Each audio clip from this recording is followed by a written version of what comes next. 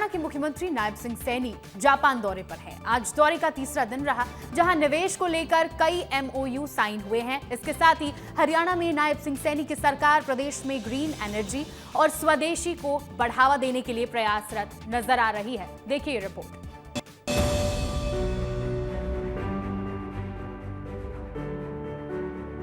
हरियाणा के मुख्यमंत्री नायब सिंह सैनी जापान दौरे पर हैं। उनके जापान दौरे का आज तीसरा दिन रहा, जहां उन्होंने ओसाका के कुबोटा ट्रैक्टर प्लांट का दौरा किया। मुख्यमंत्री ने कंपनी के वरिष्ठ अधिकारियों से मुलाकात की और हरियाणा में कृषि उपकरण निर्माण क्षेत्र में संभावित निवेश और तकनीकी सहयोग के अवसरों पर विस्तार से चर्चा की।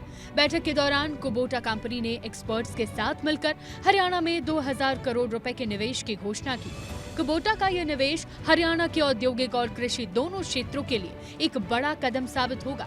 इससे न केवल आधुनिक कृषि तकनीक राज्य में आएगी, बल्कि स्थानीय युवाओं के लिए रोजगार के अनेक अवसर भी बनेंगे।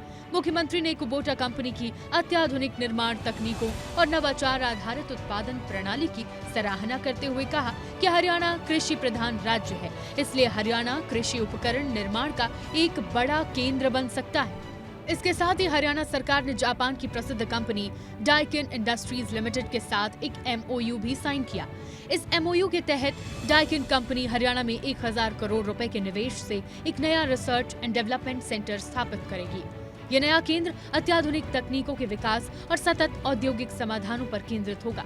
इससे हरियाणा को वैश्विक स्तर पर अनुसंधान एवं नवाचार का एक प्रमुख केंद्र बनाने की दिशा में बड़ा कदम माना जा रहा है। हरियाणा में इस प्रयोग से प्रदेश के युवाओं को बड़ी संख्या में रोजगार मिलेगा। हरियाणा सरकार के प्रयासों से प्रदेश को ग्रीन एनर्जी हब के रूप में भी स्थापित किया जा रहा है। इसी कड़ी में केंद्रीय सड़क परिवहन मंत्री नितिन गडकरी ने हरियाणा को बड़ी सौगात दी है। उन्होंने भारत के पहले वाणिज्यिक इलेक्ट्रिक ट्रक बैटरी स्वैपिंग और चार्जिंग स्टेशन का उद्घाटन किया है। ये charging station energy in motion company ने बनाया है। केंद्रीय मंत्री ने इस पहल को ऐतिहासिक बताते हुए कहा कि भारत के लगभग 25 लाख करोड़ रुपए बाहरी देशों से ईंधन खरीदने में खर्च हो जाते हैं। अगर हम वैकल्पिक ऊर्जा से इस पूरे रुपए की बचत करेंगे तो ये रुपया भारत के विकास में खर्च होगा और हम विकसित भारत के सपने को पूरा करने की दिशा में और अधिक तेजी से आगे बढ़ेंगे। किसान अन्नदाता है। अब हमने ये तय किया कि किसान केवल अन्नदाता नहीं रहेगा, किसान ऊर्जादाता होगा, किसान ईंधन दाता होगा, किसान बिटुमिन दाता होगा, किसान हवाई ईंधन दाता बनेगा और किसान हाइड्रोजन दाता बनेगा। मैं केवल हवा की बात नहीं कर रहा हूं।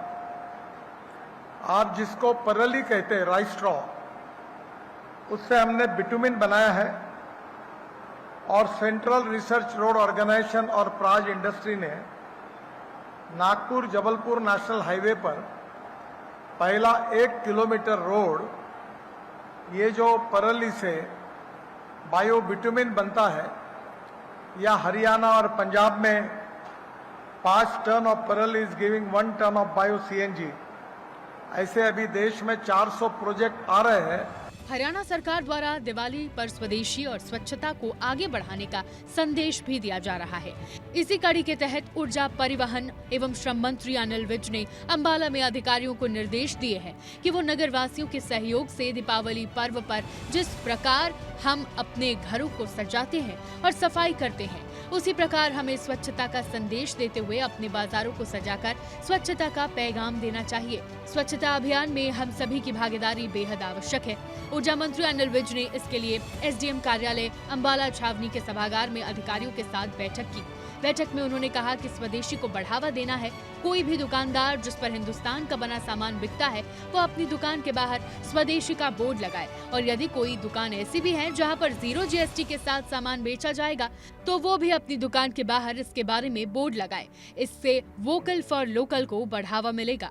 दिवाली आ रही है, दिवाली पर अपने घर तो सब साफ करते हैं, लेकिन इस बार हमने आह्वान किया है कि आओ इस दिवाली पर हम अपना शहर साफ करें। इसके साथ ही मैंने ये भी एक प्रार्थना की है कि जिस की भी दुकान पर केवल स्वदेशी माल बिकता है, यहाँ पर कोई भी इंपोर्टेड माल नहीं है, वो अपनी दुकान पर एक बोर्ड लगाए कि हमारी दुकान पर केवल स्वदेशी सामान ही बिकता है।